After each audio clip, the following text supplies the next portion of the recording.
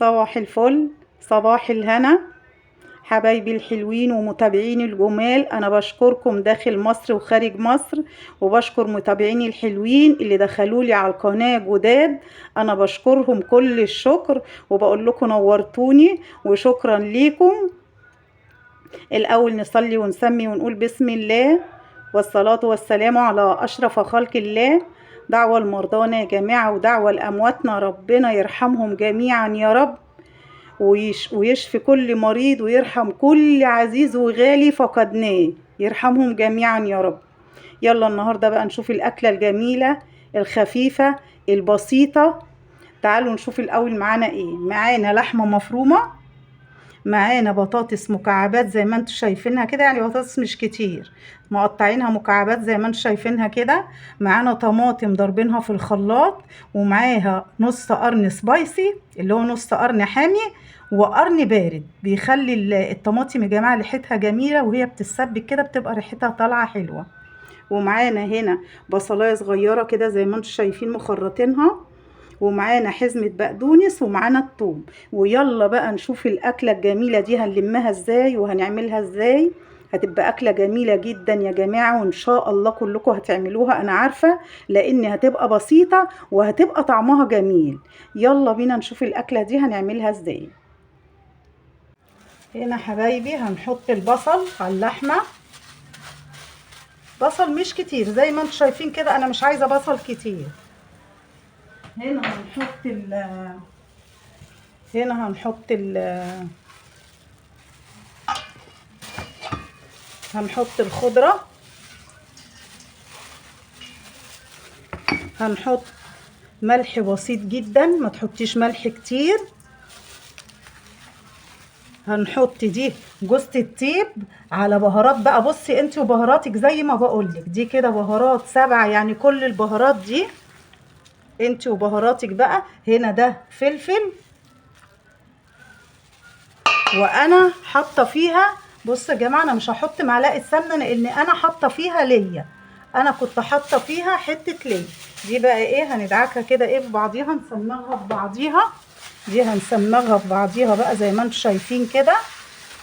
هنا بقى ممكن تحطي ايه، انا اصل انا مش هعملها يعني كده ناشفه ناكلها ناشفه كده، لا انا هعمل هحطها على البطاطس، هتشوفوا يعني انا هعملها ازاي. دي عايزه تحطي عليها كيس فيجيتار، عايزه تحطي عليها طماطمايه، اللي انت عايزه تحطيه كله هتحطيه. بصوا يا جماعه دي هنديها ايه، وبرده ايه انا نسيت برده نحط لها هنا معايا، بصوا توم بودر، توم بودر اهو، هنحط لها برده كده ايه توم بودر، ونجيب لها برده ايه حبه بصل برده تاني بصل بودر، حاجات يعني بسيطه كده ما تكتريش عشان طعمها ما يروحش. ونديها بقى تزميره كده في بعضيها ونرجع مع بعض تاني.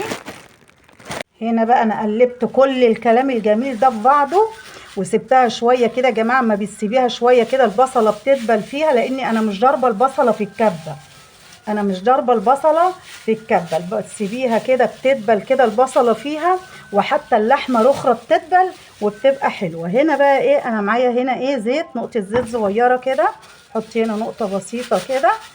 وبصوا يا جماعه يعني احنا مش هنعملها، بصي عايزه بقى انت تعمليها كور اعمليها كور، عايزه تعمليها زي انا ما هعملها كده اعمليها زي انا ما هعملها كده، هتسمي وتصلي على الرسول. والزيت كده تبلي ايدك، بصوا كده كده حاجه بسيطه كده، وتروحي ايه وتروحي عاملاها ايه صوابع كده زي ما قلت لك، عايزه تعمليها كور اعمليها انت ورغبتك بقى، دي تبع الرغبه بقى الحاجه دي.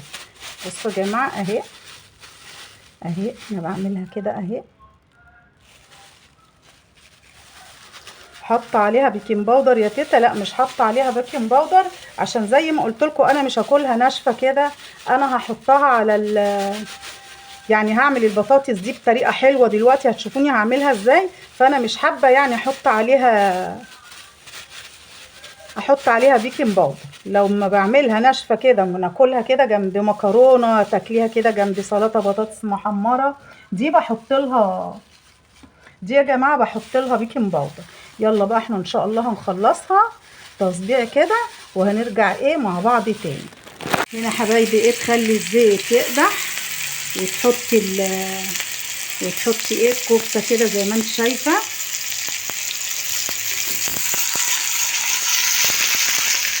زي ما انت شايفه كده، وما تهزهاش تاني عشان ايه عبال بس ايه ما تاخد كده ايه صدمه. بس يا جماعه اهي انت تهزيها كده في الطاسه عشان ايه، عشان ما تتحرقش، وتروح حطها تاني. هنا بقى هي خدت لون كده، هشيلها وهجيب طاسه كبيره شويه عشان هتشوفوا هعمل فيها ايه ان شاء الله. هنا انا البطاطس حطيتها في مصفى عشان تصفي الميه اللي فيها خالص. ويلا بينا بقى ايه على الزيت كده نحطها في الزيت. بسم الله الرحمن الرحيم. بسم الله الرحمن الرحيم. دي بقى يا جماعه هتتعمل بطريقه حلوه، خليكم معايا شوفوا الطبق الجميل اللي انا هعمله ده. طبق يفتح النفس ولا لا؟ دي بصل يا جماعه، دي حته بصلايه اهي. وتسيبيها بقى البطاطس ما تقلبيش كده بقى ايه، تسيبي البطاطس ما تقلبيهاش لحد ما تاخد وش من تحت، وتشوفيها ان هي خدت وش من تحت تروحي مقلباها على طول. حطي كده حبه البطاطس اللي فاضلين وما تقلبيش بقى، سيبيها كده زي ما قلتلك لحد ما تاخد وش. هتبقى معانا يا جماعه اكله جميله جدا خفيفه، وانتوا هتعملوها على طول ان شاء الله، بس خليكم معايا في الاكله دي. حبايبي انا حطيت معلقه زبده وحبه زيت، وحمرت الشعريه وحطيت فيها الرز، ونقلب وتسمي وتصلي على الرسول، وتروحي حاطه الميه. هنا هتحطي حبه الملح بصوا اهو، وتقلبي بس، وتغطي على الرز الجميل اللي طالعه ريحته تحفه ده من السمنه الفلاحي، وتغطي عليه ونروح نشوف البطاطس نقلبها. انا يا جماعه هشيل البطاطس على كده، بصوا البطاطس هي على كده انا هشيلها اهي، هشيلها انا كده. حبايبي انا شلت البطاطس وحطيت معلقه، وشلت طبعا من الزيت كان كتير شلت منه، وحطيت هنا ايه، حطيت هنا الثوم. تقلبي بقى الثومه الجميله دي.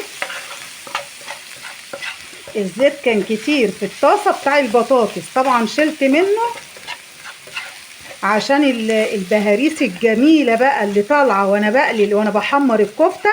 طبعا الحبه الزيت اللي هو انا كنت حاطه حبه زيت بسيط جدا عشان احمر فيهم الكفته، فطبعا الكفته سالت اللي فيها بقى، والحته اللي انا حطاها، فالبهاريس دي كلها اللي نزلت من الكفته هنحطها هنا دلوقتي. عشان كده انا قللت من الزيت، مش بقول لكم هتبقى اكله جميله. وهي صفرة كده هنسمي ونصلي على الرسول ونحط الطماطم. حبة سكر عشان حموضة الطماطم، حبة ملح، حبة توابل كده مشكلة على بعضها، وتقلبي وتسيبي بقى الكلام الجميل. الصلصة الجميلة مريحة جميلة دي، طبعا انا قلت لكم انا ضاربه فيها قرن فلفل سبايسي اللي هو حامي وقرن بارد، بتخلي الصلصه يا جماعه دي بتخلي طعمها جميل وريحتها جميله. يلا بقى نسيبها اما تتسبك ونوطي على الرز. بقى البهاريس اللي نزلت وانا بحمر الكفته هننزلها هنا على الصلصه. الله على الجمال، الله على الريحه، الله على هيبقى الطعم كده ايه كده. كلام جميل جدا. نقلب بقى الكلام الجميل ده كده. ما تنسوش اللايك حبايبي، ترفعوا بيه الفيديو والناس تتفرج على الاكله الجميله دي، انتوا الناس تستفاد وانا وانتوا نبني صواب ان شاء الله، انا وانتوا باذن الله. ارفعوا الفيديو باللايك يا جماعه. حبايبي هحط كمان حبه فلفل كده على حبه كزبره، وهنحط نص كوبايه ميه وهنقلب الكلام الجميل ده. الله على ريحة تيتا زيزي يا جماعة، الله على الريحة الجميلة دي. بقى هنسيبها تغلي وهتشوفوا هنحط فيها ايه ان شاء الله، بس تغلي بس. بصوا بقى حبايبي اوريدي كده عشان نبقى عارفين البطاطس مستوية سوا كامل يعني. الكفتة انتوا عارفين برضو الكفتة مستوية. فهنعمل ايه؟ هنحط الكفتة الاول ونديها تقليبة كده، وبعدين نروح حاطين البطاطس. بقى يا جماعة في المرحلة دي كده هنسمي ونصلي على الرسول ونحط البطاطس الجميلة دي. الله على البطاطس المحمرة الجميلة، الله على الأكلة الخفيفة الحلوة دي. بصوا يا جماعة يعني مش هتاخد منك ربع ساعة، الأكلة دي مش هتاخد منك ربع ساعة، بس أكلة جميلة وطعمها حلو وسريعة كده. اوريدي زي ما قلنا كل الحاجات دي مستوية. يلا هنسيبها بقى ايه دقيقة واحدة بس كده وهنطفي عليها. وتعالوا يا جماعة ايه نشوف الرز. الله على الجميل كده حبايبي. الرز استوى، بصوا مفلفل ازاي، بصوا مفلفل وجميل وريحته طالعة روعة. انتوا عارفين معلقة السمنة بتخلي الرز بالذات جميل. بصوا يتعد كده بالحباية. يلا بينا بقى كده ايه نعمل طبق جميل، طبق لذيذ، طبق يفتح النفس. اكله بصوا ما تاخدش معاكي ربع ساعه زي ما قلتلك، اكله جميله خفيفه. يلا بينا ايه نحط الاكله دي، نعمل طبق جميل كده وتشوفوا الطبق ده هيفتح النفس ولا لا. حطينا طبق الرز الحلو ده، نحط بقى فيه البطاطس الجميله دي.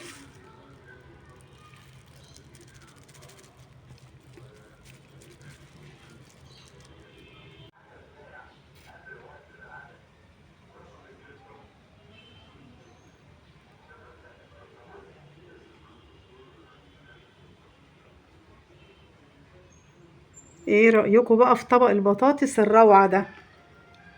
انا عايزة رأيكم في البطاطس الجميلة دي. بجد كانت بطاطس جميلة واتعملت بطريقة جميلة، اتعملت بطريقة حلوة غير بقى اي بطاطس بتطبخيها. دي بقى ليها طعم تاني خالص. ولو عملتيها بالطريقة دي ودقت البطاطس دي هتعمليها كده على طول وهتنسي اي بطاطس تعمليها. طبق بقى يفتح النفس، طبق جميل طعمه تحفة. انتوا عارفين طبعا بقى معلقة الزبدة بتعمل شغل جامد في الرز وبتعمل شغل جامد في الاكل. اكلة طعمها جميل جدا. هتحضري كل حاجتك جنبك وهتقفي على البوتاجاز تعمليها، مش هتاخد منك ربع ساعة وهتكوني خلصتيها. اكلة جميلة جدا يا جماعة، ان شاء الله اتمنى تعملوها. وعايزة منكم طلب بالله عليكم ترفعوا الفيديو باللايكات للناس تستفيد. الناس تستفيد يا جماعة، انتوا تاخدوا ثواب وانا اخد ثواب. يلا سلام عليكم وصحة والف هنا يا رب على اللي شايف وعلى اللي هياكل، صحة والف هنا عليه. وسلام عليكم واشوفكم في فيديو جديد ان شاء الله.